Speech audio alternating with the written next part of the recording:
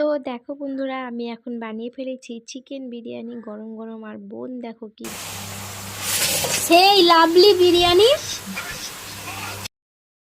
তো বুঝতেই পারছো কতটাই লাভলি বিরিয়ানিটা হয়েছে। মানে কি বলবো, তো বোনকেও দেবো। আর আমি আগে দেখো ডিমগুলোকে তুলে নিলাম, কেন কি বিরিয়ানিটা ঢালার পরে কী হয় বলো তো, ডিমগুলো আর কি মানে বিরিয়ানিটা দিতে গেলে কেটে যাবে। তো সে কারণে আগে ডিমগুলোকে তুলে রেখে দিলাম। আর এখন আমি দেখো বিরিয়ানিটা ঢেলে নিচ্ছি। আর ঢেলিয়ে নিয়ে তারপর ভালো করে একটু মিশিয়ে দেবো মশলাগুলোকে। আর কি সুন্দর যে খেতে হয়েছে বন্ধুরা, তোমাদেরকে কি বলবো।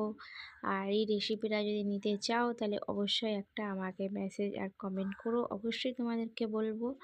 আর এই যে আমার এখন বিরিয়ানি ঢালা পুরো কমপ্লিট হয়ে গেছে, দারুণ গন্ধ বেরোচ্ছে বন্ধুরা বিরিয়ানিতে। সেটা তোমাদেরকে আমি বোঝাতেই পারবো না, কেন যেহেতু আমি সামনে সেই আমিই গন্ধ পাচ্ছি। আর সামান্য মতন আর কিন্তু বিরিয়ানিটা লেগে গেছিলো, সেটা তোমাদের দেখালাম। আর চলো এখন মশলাটা মিশিয়ে নেবো। সবাইকে টাটা, আবার আসছি।